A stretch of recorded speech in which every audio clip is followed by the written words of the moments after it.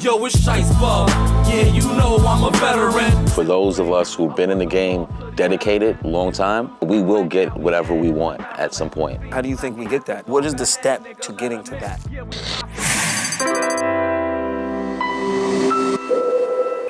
So what's going on, everybody? We're on the Revel, and I ran into my good friend, my family, Shiest Bubz, and it's interesting to sit down with you, with me officially being in the cannabis space, because I've always loved Dipset, all that, and growing up with you with the City Byrd Gang and all that, and I feel like in New York, you're one of the weed cannabis rappers that kind of was doing it for a really long time, almost like a gatekeeper, right? Mm-hmm. And when I see this event, and I see, you know, people talk about social equity and all this stuff, how do you feel the New York legal cannabis market should be?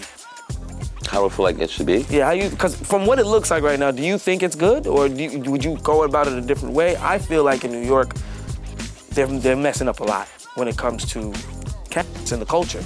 You know the culture, you are the culture, you're one of the gatekeepers of the culture. How do you feel the legal market should be out here? Like, who you think should be getting these licenses? How do you think it should look? I don't know how it should look, to be honest with you, You know, I feel like when there's opportunities, right? Mm-hmm. Especially in New York, we're not just talking about like some opportunity me and you got, like right in front of us, like, oh, you got an opportunity to do this and get this money and do it. Right? So I feel like, you know, the opportunity that's there has to be applied for. Right. You dig? So I feel like people who apply themselves, because you got people that might be qualified in real time, but they don't apply themselves to be applicable. You dig what I'm saying?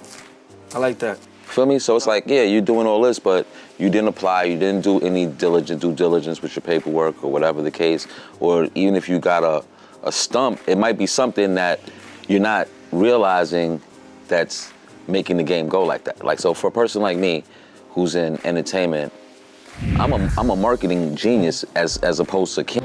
Right. Because I've been doing this for 20 years, and I've had a record label, I've had a touring company, I've had merchandise on the highest plateau of doing merch. Right. So who do I think deserves the license? Who should get the license? I mean, I'm not the one to judge to say who gets what. I just feel like, you know, for those of us who've been in the game dedicated, long time, that we will get whatever we want at some point. You know what I'm saying? How do you think we get that? What do you think the change? What is the step to getting to that? Well, the step is to kind of like having your situation organized, because that's all the cannabis industry is turning into, an organized business, right? So you got people who coming in who have these organization skills, but they have no cannabis legwork. And when I say that, you see how you know me from being outside. Yes, sir. You know me for putting in work, for doing mixtape, for doing music, for being with these people, for Diplomats. For good weed. For good weed, for being that staple even with all different cultures. I know you threw a white boy too. Cuzzin Todd, rest in peace, right? Yep. And it's like, it was Bud talk. Right. So it's like, Jojo smokes. It's like, oh, word? I came to one of you guys' spots back in the day in Harlem. Back in the days. And you weren't there, but it was one of your spots. Me and you were Instagram buddies. Yeah. You know, like before Instagram was Twitter. Not Instagram. It was AIM, MySpace. We were MySpace buddies. For sure. That's where it started with you when you were, you know, they probably didn't even know you were smoking with at that point. But that's the crazy part about it, is MySpace was able to connect me to so many of the New originators. York gatekeepers like you and Certz, yeah. who I saw earlier, who I'm gonna sit down with him, was because I met him through MySpace too. See? All because I saw guys like you on World Star, smoke-a-thons, and you guys just look like, you know, they're smoking some really good. And I had my partner, who's my partner now in the company, Dave, reach out to people like you guys and Cuzzin Todd and people like you guys to be around you guys to smoke that type of and to be around that type of thing, and that's why I think that me being in the space now, it makes me so much more qualified, because just like I know you from being outside, you know me for being outside more than people think. Oh yeah, definitely, 100%. It's not just, you know, it's one thing to be in music, but you gotta make your rounds. You gotta make your rounds, it's the same thing with the cannabis industry. Right. You gotta make your rounds, kiss babies, hug, you know what I mean? You gotta touch the people. You must. Thinking about the people, let's talk about Smokers Club. Yes. The Smokers Club has been doing great. It's probably one of the go-to companies, not just in New York, but in Canada. And you guys have been able to create a a name that people respect. And I go on you guys' Instagram, like you guys have people that really bought into the Smokers Club. How does Smokers Club start, and what made you transition from Purple City and all that to the Smokers Club? Well, shout out to Jonny Shipes Yep. and Smoke Dizza, my two partners in Smokers Club. Basically, when I was doing Purple City, my storefront was Purple City. Yep. I was like, this is what it is. But then the music industry left a bad taste in my mouth, because I'm like, what these artists don't really realize, even though they're very talented in what they do in music, that the real movement is the cannabis. Mm-hmm. That's really what's separating Purple City from Diplomats. That I'm the gatekeeper of the bud and the whole purple movement, even to the point where Cameron named his album Purple Haze and was wearing purple. He's known for pink, his best album. but he's also known for purple. It's his best album, to me. That's what's up. I mean, not to me. I mean, Confessions of Fire is fire, but Purple Haze, and not to cut you off, was able to resonate with so many people with Cameron, not only because the music was good, but at the time, Purple Haze was really a good freaking lead. And I'm gonna give you something exclusive right now. This is a perspective that I've been known for a while, and I'm definitely know. We got an exclusive, guys. Definitely stamping it right now. So when it comes to New York culture and cannabis, right? Diplomats is the key to the whole thing. You dig what I'm saying? It starts there, and that's it. Even though you might not look at Cam, Jim, and Juelz as these cannabis guys, myself and even Luka Brasi, Gumbo, Yep, Gumbo. we are the guys. We are the top influencers nationally, okay, for cannabis, and have been forever.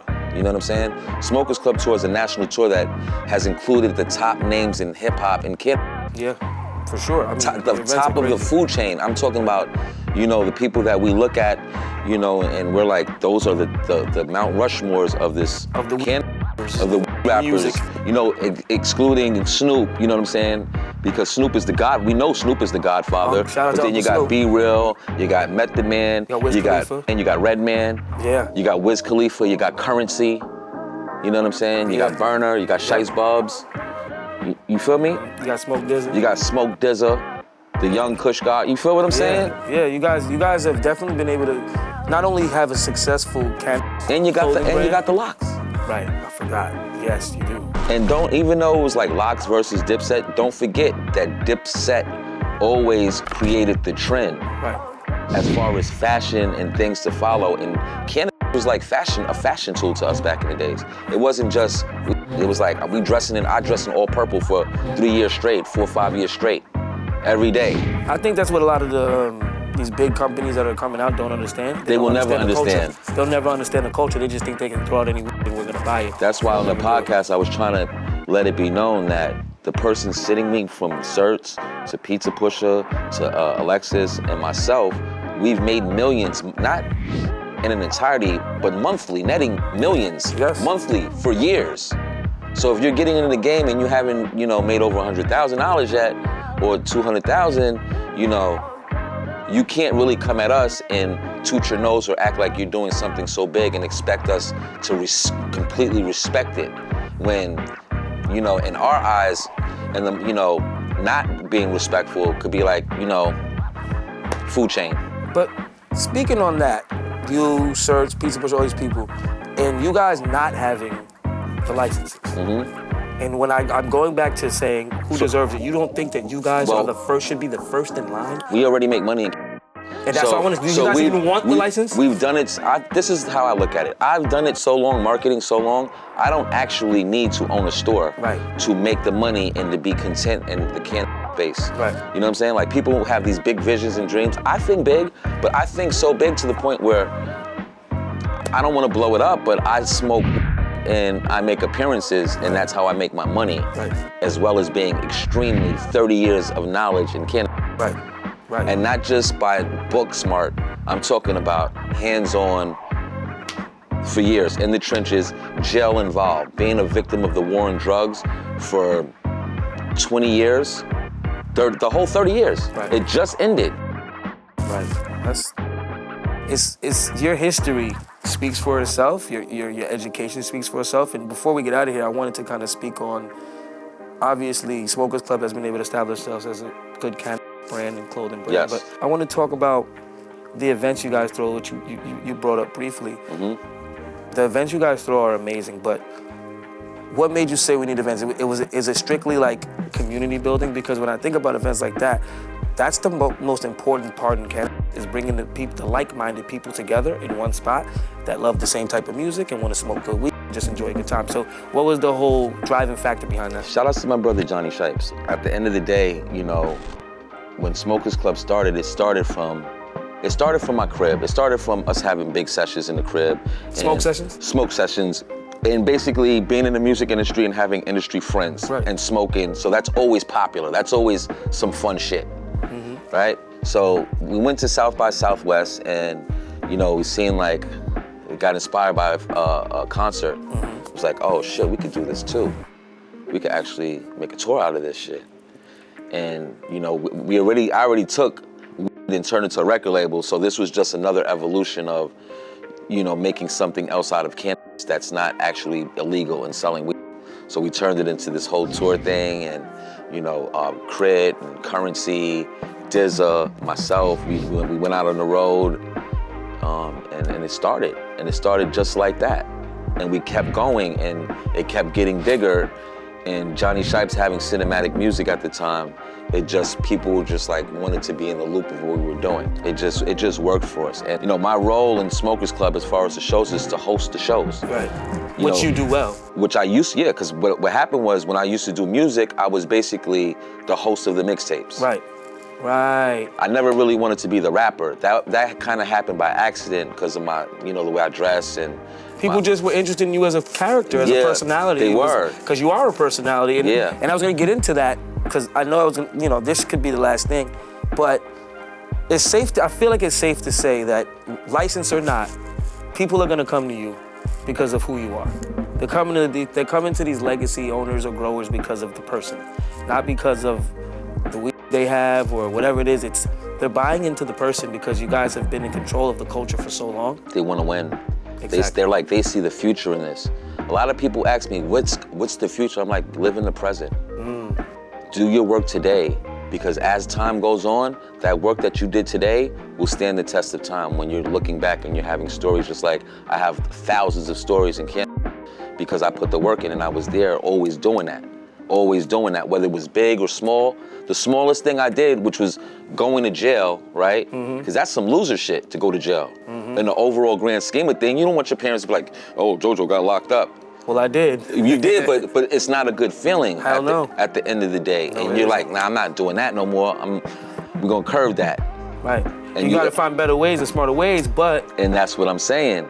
So now that you gotta make the decisions right there in the present. So later on, you can have a track record of consistency, doing good shit, I mean, thank God they've made it a little bit easier out here. And you can smoke in front of cops. So now it doesn't make you feel as bad now, you know what I mean? I think that, it's like now we see little kids walking by and we want to cuff it because we're like, oh, it's a little kid. Yeah, right. When back in the days, we're like, fuck everybody. But now we have a little bit more freedom, so it gives, we give a little more respect, you know what I mean? I think it's safe to say that you closed that perfect, Shiest, and I really appreciate you sitting down with me, brother. Of course, you bro. We'll continue to be, brothers and friends in this industry, and I appreciate you. That's how it goes. Talking to me about just even how you came about in the industry and letting people know. I've known you for a really long time. I've actually been in the cannabis space longer than I've actually advocated for it publicly. Right. And I appreciate you, and you got my flowers all day, bro. Thank you, bro. I can sit here and say, as a young kid, hopping on the train with my friends to come to Harlem to smoke some shit that Shiest Bubz had was a big deal for me. So he's got my flowers, and he's one of the gatekeepers in New York. Thank you, appreciate it. Shout out to the Smokers Club, Jonny Shipes, Smoke Dizza. These my guys. Yep. Family.